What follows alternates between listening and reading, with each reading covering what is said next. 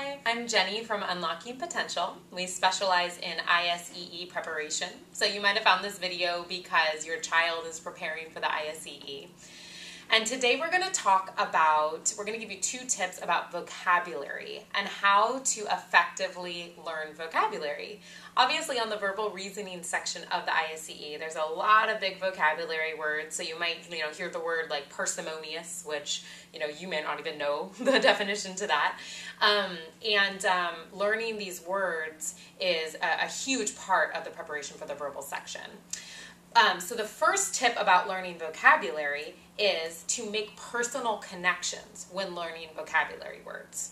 So the traditional method of learning vocabulary a lot of times is you take a list, you memorize those words, or you look them up in the dictionary, and then maybe you do flashcards or something like that to learn as many as possible. So it's all about the quantity of words that you learn versus necessarily the quality of the connection that you make.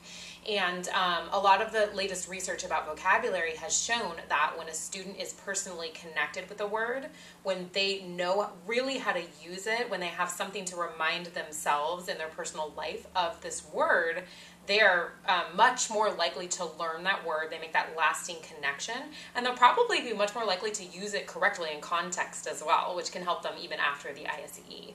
So some ways to do this, instead of just traditional memorization, you can be as simple as writing a story. They can write a story using vocabulary words and make sure that after they write the story, you go back and tell them, yeah, that's the correct way to use it, or, that's not quite right. How could we, revise this to make it right?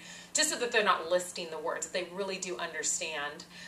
So that's one example. Another thing I love to do with my students is a vocabulary Pictionary, where we give them a list of words and they have to draw the word, and then someone has to guess who it is. So if you're doing it in a class, it can be different students that are guessing, but if you're just doing it one-on-one with your child, you can maybe be the guesser and you can switch back and forth.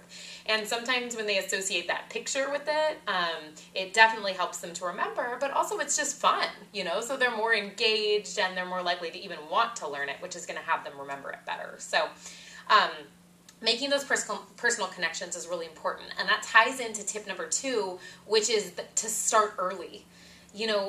Memorizing words may not take a lot of time, but again, the retention is going to be very low, whereas making these personal connections, it might take a little bit more time.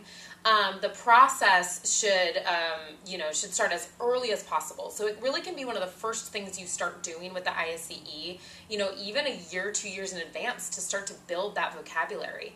And because these are long-lasting connections that are going to be helpful not just on the ISEE but beyond, there's really no limit to when you can start. So definitely make sure that you're, taking the time, learning those vocabulary, and have some fun with that. I promise you your child will appreciate it.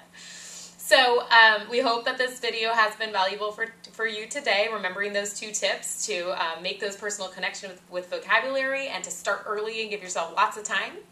If you like what you've seen today and you'd like to learn more about our method that's proven to raise ISEE scores, go ahead and click on the link below. It'll take you to a webinar that will talk more about our method and how to raise those scores very effectively. So thanks again, and click that link below.